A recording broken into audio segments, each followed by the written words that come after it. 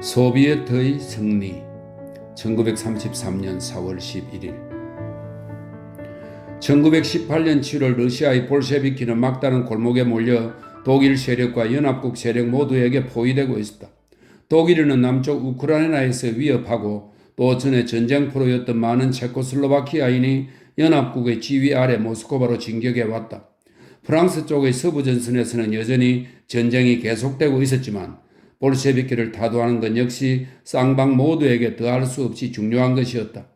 여기서 우리는 민족적인 정오보다 더 지독한 것이 계급 간의 정오라는 것을 보게 된다.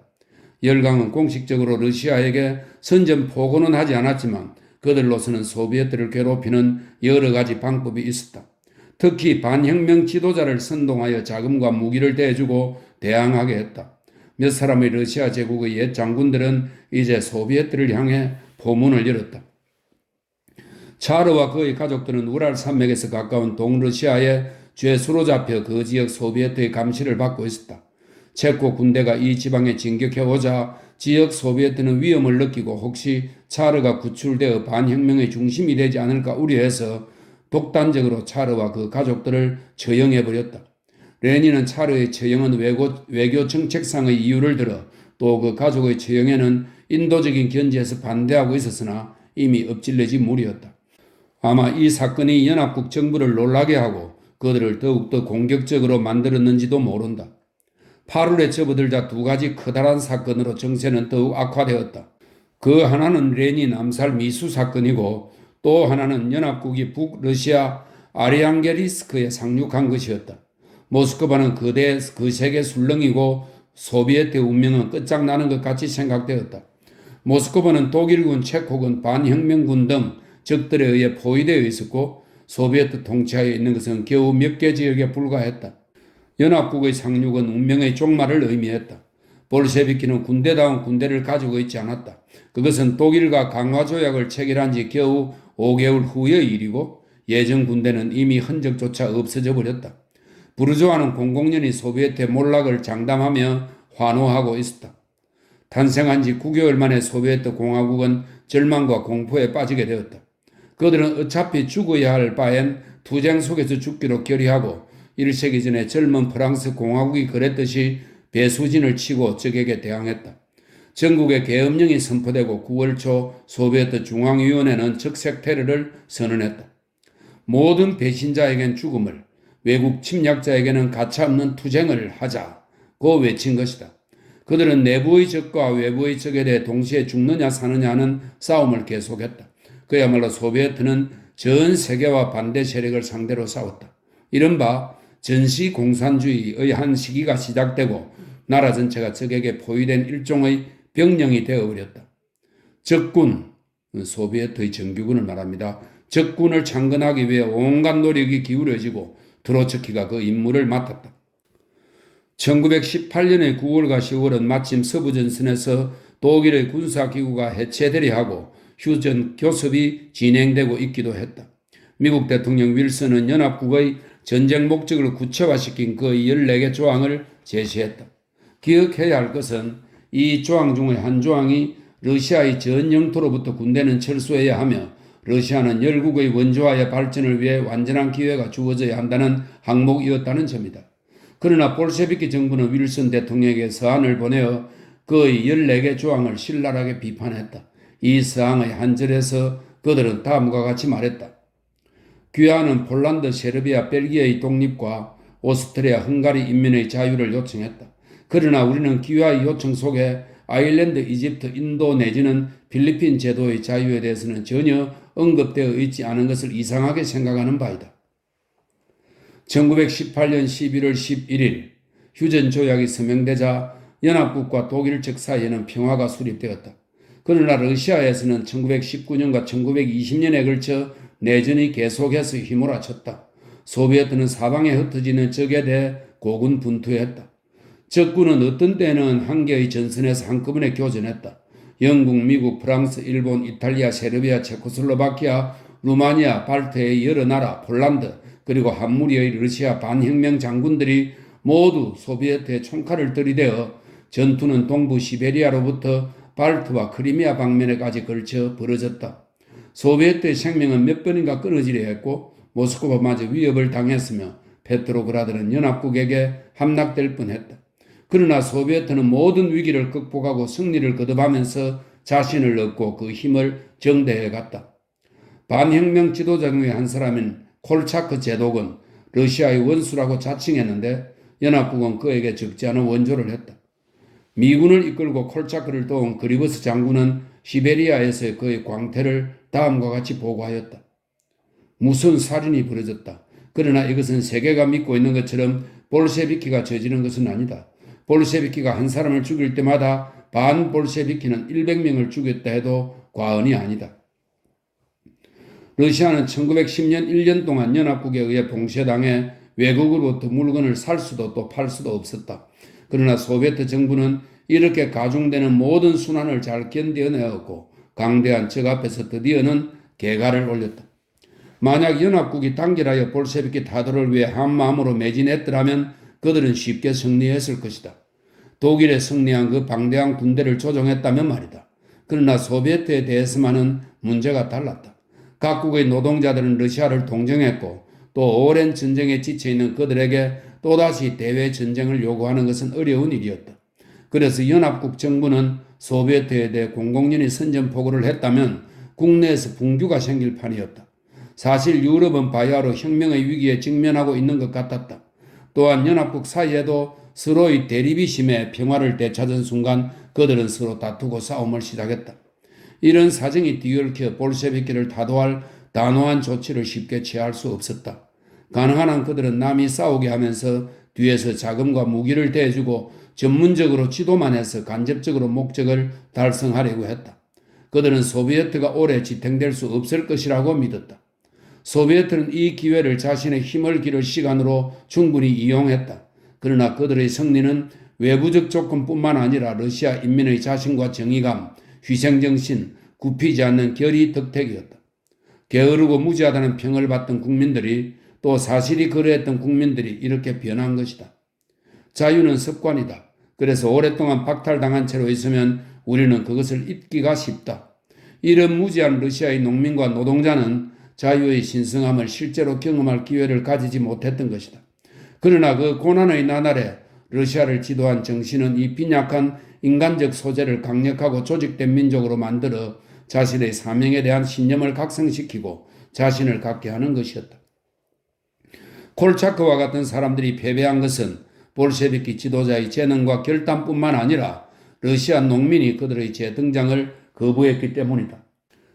농민들이 보기에 그들은 새로 얻은 토지와 그 밖의 권리를 빼앗기 위해 온 구체제의 대표자로 여겨졌으므로 농민은 목숨을 걸고 그것을 지킬 결심을 했던 것이다. 주위의 모든 사람 가운데 제1의 지도자는 레닌이었고 그 다음의 인물은 트로츠키였다.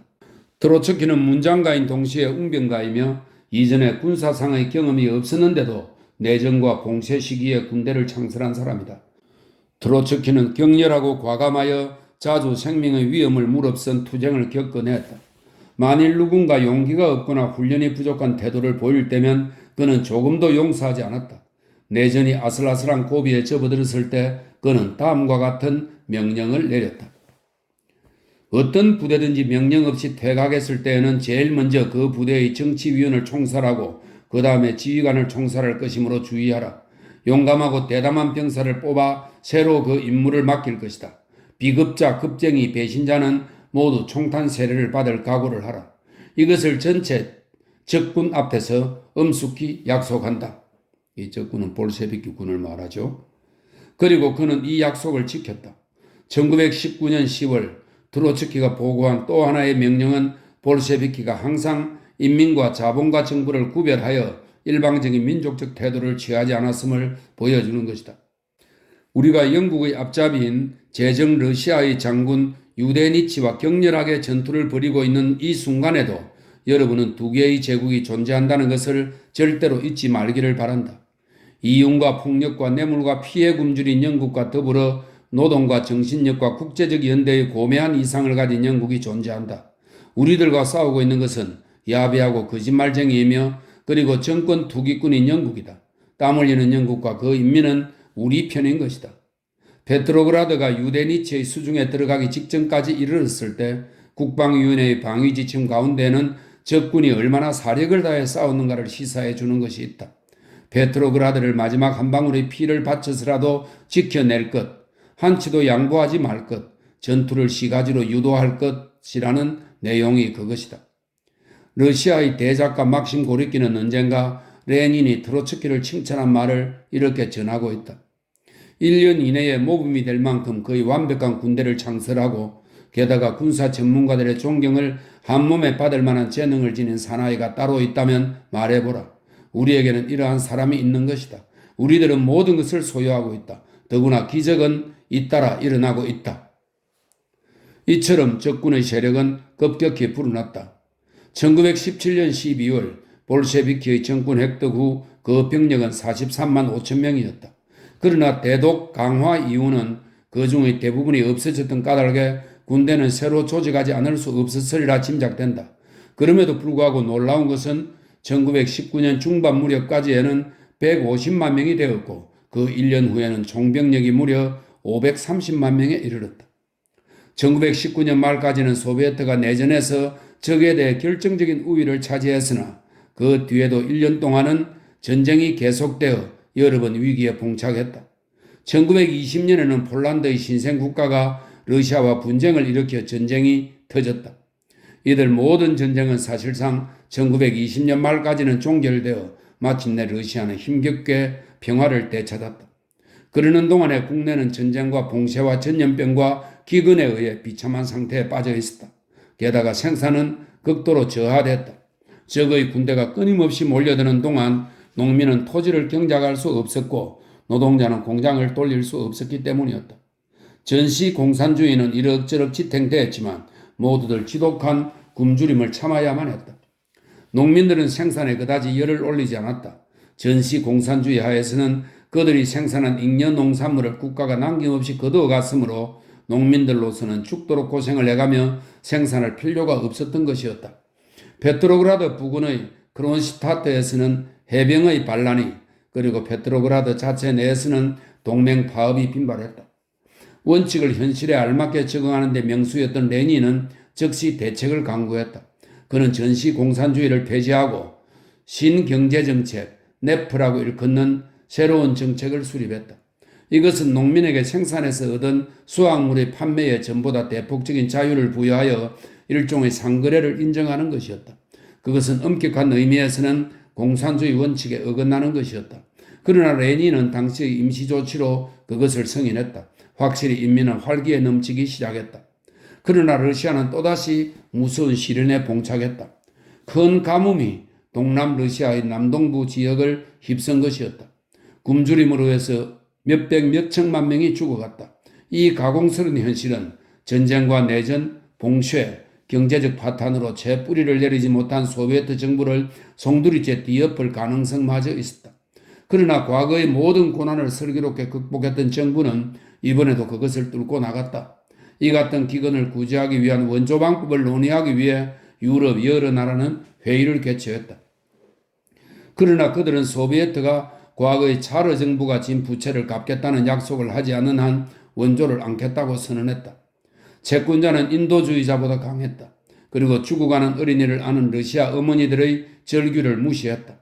다만 미국만이 조건 없이 많은 원조를 주었다. 영국과 유럽 여러 나라들이 러시아의 기근을 외면했다고 해서 모든 면에서 소비에트와 관계를 맺지 않은 것은 아니었다.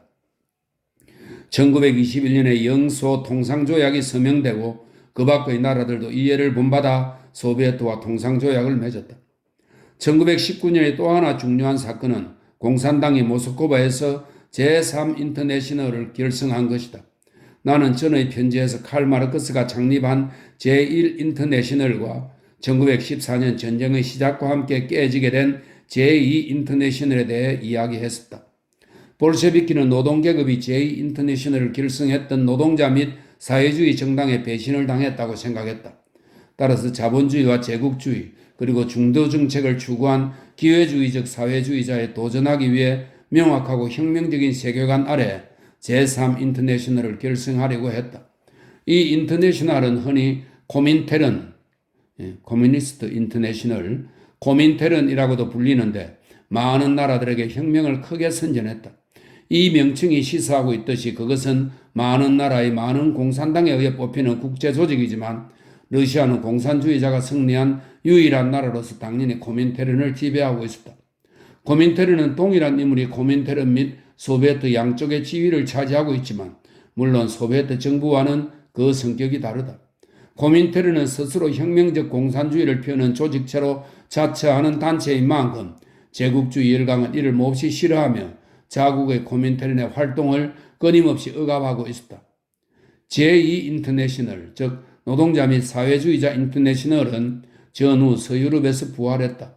제2 및 제3인터내셔널은 적어도 이론상의 목적은 대부분 같지만 그들의 이데올로기와 방법은 매우 달라 서로 우호적이기는커녕 공동의 적인 자본주의보다 서로를 더 정오한다. 제2인터내셔널은 지금은 매우 수완이 좋은 조직이어서 유럽의 여러 정부의 내각에 자주 강요를 보내고 있지만 제3인터내셔널은 여전히 혁명적인 성격을 고수하고 있다. 러시아의 내전 당시 적색 테러와 백색 테러가 무서운 잔악상을 발휘하였는데 그중 백색 테러가 더 지독했다. 그러나 백색 테러 역시 격렬하여 많은 무고한 사람들이 그 때문에 고생해야 했다. 사방으로부터 공격을 받는 데다가 갖가지 음모와 간첩에 둘러싸인 볼셰비키는 과중한 부담을 견디기가 어려워 사소한 혐의에도 중벌을 가했다. 체카라는 비밀정치 경찰은 그런 종류의 테러 때문에 악평을 받았다. 레닌은 1918년 8월 암살을 당할 뻔했는데 부상을 입었으나 산더미처럼 쌓인 일에 몰두했다. 1922년 5월에 거의 쓰러지기 직전으로 상태가 악화되었다. 잠시 휴식을 취한 후 다시 일을 계속했으나 그것도 오래가지는 못했다. 1923년에는 몹시 쇠약해져서 끝내 회복되지 못하고 1924년 1월 21일 모스크바 부근에서 사망했다. 며칠 동안 그의 시체는 모스크바에 안치되었다. 그를 보기 위해 러시아 전국 각지로부터 사람들이 모여들었다. 그들은 자기들을 깊은 수렁에서 끌어내어 보다 나은 길로 인도해준 그들의 사랑하는 동지에게 마지막 인사를 드렸다. 그들은 간소하고 소박한 묘소를 아름다운 모스크바의 붉은 광장에 세웠는데 레닌의 시체는 지금도 유리관에 넣어진 채 누워있어 날마다 끝없는 행렬이 조용히 그 옆을 지나간다. 레닌이 사망한 지 몇 해도 지나지 않았지만 레닌은 그의 조국 러시아뿐 아니라 온 세계에서 전설적인 인물이 되었다. 페트로그라드는 레닌그라드로 개칭되었다. 그리고 대부분의 러시아인들은 집집마다 레닌의 재단이나 초상을 모셔두고 그가 이룩한 업적을 기렸다. 뿐만 아니라 오늘날까지 그는 그를 모범으로 삼는 러시아 사람들의 가슴 속에 남아있는 것이다. 가장 다사다난했던 소비에트의 초기 시대에 모스크바에서 지낸 영국 대표 로커트는 레닌이라는 사람은 일에만 몰두하고 그 이외에는 전혀 관심이 없는 비인간적인 기계 같은 사람이 아니다. 확실히 그는 일과 그의 일생의 사명에 절대적으로 헌신했고 동시에 전혀 사심이 없었으며 흡사 하나의 이념의 화심 같았지만 그는 매우 인간미가 풍부해 진심으로 웃을 줄 아는 사람이었다. 레닌은 항상 기분이 좋았으며 내가 지금까지 만난 공인 중에서 누구보다 기분의 변화가 적은 인물이었다고 이 영국의 외교관은 말했다. 어떤 말을 하거나 행동을 할 때에도 그는 소박하고 솔직했으며 호언장담과 허세를 미워했다. 또한 그는 음악을 사랑했다. 음악을 지나치게 좋아한 나머지 일에 대한 열의가 줄어들지 않을까 염려할 정도였다. 오랫동안 볼셰비키의 교육인민위원이었던 레닌의 동지 루나찰스키는 일찍이 그에 관한 재미있는 말을 한 적이 있다. 그는 레닌이 자본가를 규탄하면서 예수가 고리대금 업자를 성전에서 추방했다고 말한 데 대해 다음과 같이 덧붙였다. 예수가 오늘날 살아있다면 그는 볼셰비키였을 것이다 라고. 또한 여성에 관해서 레닌은 이렇게 말한 적이 있다. 인구의 절반이 부엌에 갇혀 있는 한 어떤 민족도 해방되지 못할 것이다. 참 90년 전에 네루가 쓴 글인데 지금 생각하니 참 격실해지감이 드네요.